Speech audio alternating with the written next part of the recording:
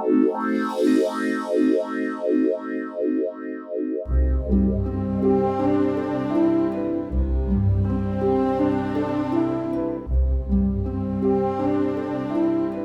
কি কিছুই না খেয়ে উঠে পড়লেন যে?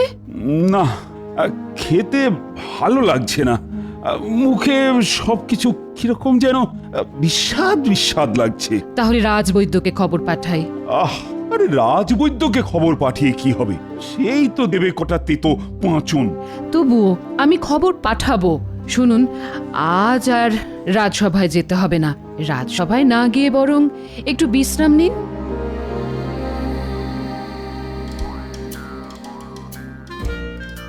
ইনি সবকিছু ঠিকঠাক নিয়েছো তো? হ্যাঁ গো বাবা, হ্যাঁ সবকিছু বারবার মিলিয়ে দেখে নিয়েছি।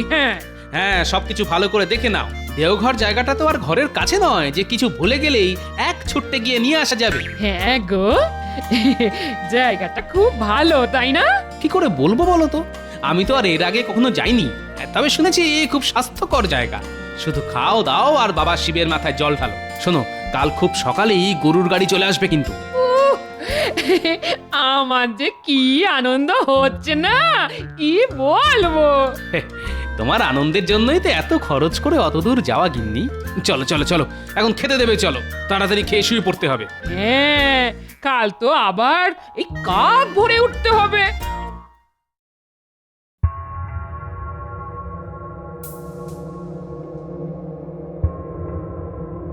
দেখি মহারাজ, জিভটা একবার বের করুন তো।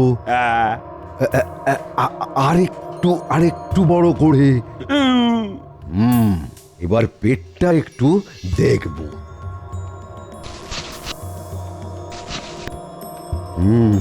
কেমন বুঝলেন রাজবৈদ্য মশাই? না না না না না, তেমন ভয়ের কিছু নেই। পেটে বায়ু আর ওই অম্বলের কিছু উদ্রেক হয়েছে বটে, তবে কদিন ওই ওষুধ খেলেই সেরে যাবে। আমি তাহলে এখন আসি মহারাজ। হ্যাঁ হ্যাঁ, এসো। আচ্ছা রানীমা, মহারাজের এই অরুচি ভাবটা কবে থেকে? এই তো কদিন হলো কিচ্ছু খেতে চাইছেন না, আর না খেয়ে খেয়ে শরীর দুর্বল হয়ে পড়ছে। মেজাজটাও কদিনে একটু খিটখিটে হয়ে গেছে। চিন্তা করবেন না, আজ থেকে আমি মহারাজের সব দায়িত্ব নিয়ে নিচ্ছি। তো দায়িত্ব নিয়ে তুমি কি আমার মুখের বিস্বাদ ভাবটা দূর করতে পারবে? পারবো মহারাজ। কি করে? রানীমা, আমার মনে হয় মহারাজ অনেকদিন এক হাতের রান্না খেয়ে যাচ্ছেন, তো তাই হয়তো মুখে খাবার এখন বিস্বাদ লাগছে। কথাটা খুব একটা মন্দ বলনি। সেই তো শুকনো ডাল ঝাল কিংবা পোস্ত পুঁই চচ্চড়ি আর ঝোল, অন্য কিছু পদ রান্না হলে হ্যাঁ মুখে হয়তো ভালো লাগতো। কিন্তু আমাদের রান্নার ঠাকুর তো এর বেশি কিছু জানেন না। চিন্তা করবেন না রানীমা, একেবারেই চিন্তা করবেন না। আপনি বরং পুরনো রান্নার লোককে কিছুদিন ছুটি দিয়ে দিন। তার বদলে আমি খুব করিতকর্মা দুজনকে এনে দিচ্ছি। ওহ, যা রাঁধে না কি বলবো! বিরিয়ানি, কাবাব, কোফতা, তারপর আরো কত সাহেবি পদ, চপ, কাটলেট, স্যুপ। তাহলে আর দেরি করছো কেন? কালই ওদের নিয়ে এসো। কদিন একটু কোফতা কাবাব খেয়ে মুখের স্বাদটা ফিরিয়ে আনি। যথাজ্ঞা মহারাজ।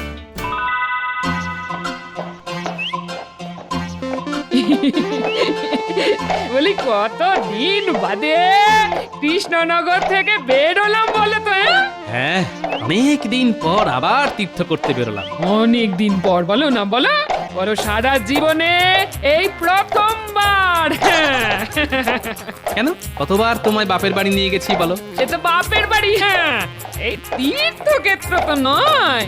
বলো কি গিন্নি, সমস্ত বিবাহিত মেয়ের কাছে বাপের বাড়ি তো সব থেকে বড় তীর্থক্ষেত্র। বুড়োর কথা চিড়ি দেখো।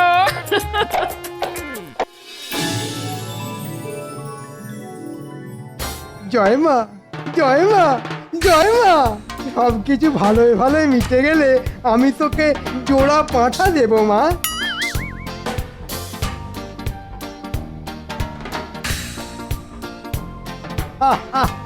গোপাল এখন নেই, মাসখানেকের জন্যে তীর্থ ভ্রমণে গেছে। এই সুযোগে যদি কাজটা করে ফেলতে পারি, ও কত গয়না, কত গয়না।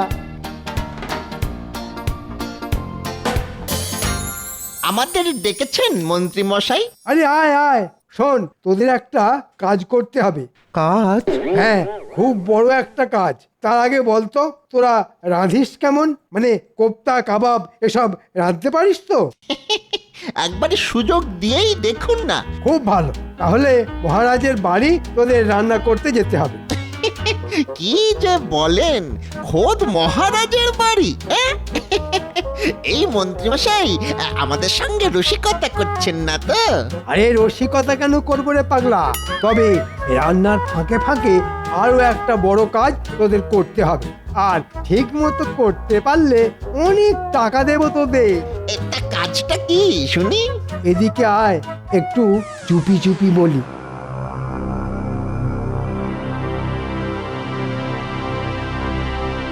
ইরে, ঠিকঠাক করতে পারবি তো? যে পারবো মানে? ধরে নিন কাজ হয়ে গেছে। কিরে ঘটা, ঠিক বললাম তো? তাহলে তৈরি হয়ে আয়, আজই তোদের মহারাজের কাছে নিয়ে যাব। তবে একটা কথা, তোরা যাবি উড়িয়া ঠাকুরের ছদ্মবেশে। ছদ্মবেশ? হ্যাঁ, এমন ছদ্মবেশ ধরবি যাতে তোদের কেউ চিনতে না পারে। এই নে ওষুধের শিশি। রোজ রাতে মহারাজ আর মহারানীর খাবারের সাথে 2 ফোঁটা করে মিশিয়ে দিবি। কিন্তু মন্ত্রী মশাই, মানে আসল জিনিসটা? আজই কোনো এক সুযোগে মহারাজের ঘরে ঢুকে ওটার একটা ছাপ তুলে কামারকে দিয়ে আসবো। চিন্তা নেই, 2-1 দিনের মধ্যেই পেয়ে যাবি। তাহলে তাড়াতাড়ি ছদ্মবেশ ধরে আয়, আমি আজই মহারাজের কাছে তোদের নিয়ে যাব।